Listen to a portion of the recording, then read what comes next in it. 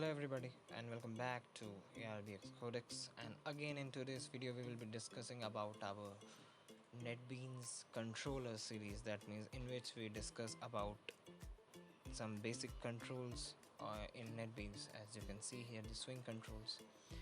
So in last video I completed the field part. That means I till now I have completed videos on text field and your password field and your text area.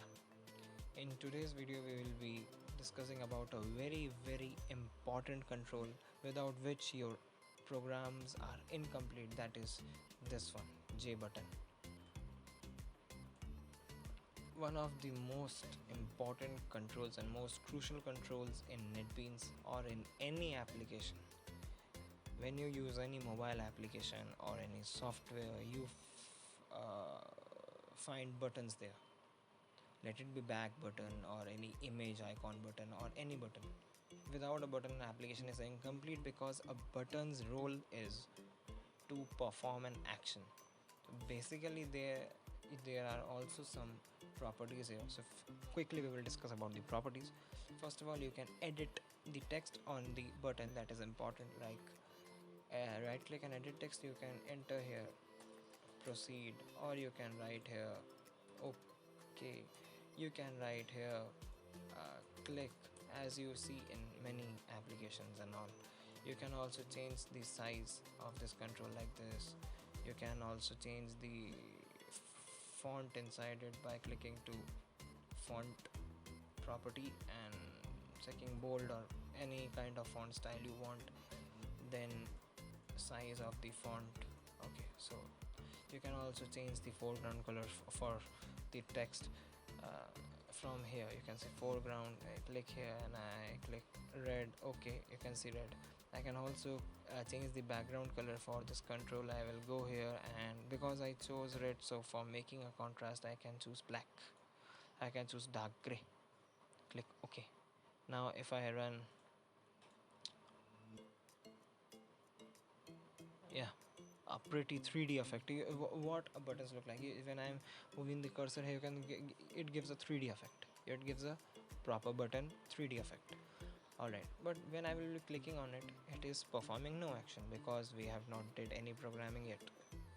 Now we will type basic code, a very basic code. So there are two methods for writing a code in a button. First of all, a very basic thing, you can just double click on it. It will take you to the place where you want to code. Or you can do one more thing, just go to this button, right click on it, go to events. After events, go to action, then go to action performed, jButton 1 action performed. You can see the action and action performed is coming as bold. It is coming bold because I already double clicked, and here is already a source panel is created. So events, action performed, writing a very basic code, that is system dot exit parenthesis 0 semicolon, a code to end the application. Now I will go to run and run file. Shortcut for running file is shift plus F6. If you have a function key, you have to press the function key.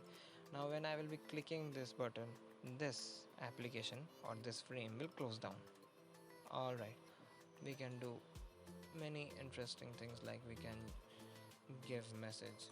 For message, j option pin dot show message dialog, this, or you can also write null. Preferred is this. Difference will be, I will be showing you the difference later on. Message like good morning and semicolon. Now error is coming because we need to import the j option pane class. Alright, now running. Now when I will be clicking the click button, good morning. So that's how you can use jButton, the one of the most powerful button and most crucial button in NetBeans for development of your application. So try all these properties and try to build some programs, practice with this button. That's all for today.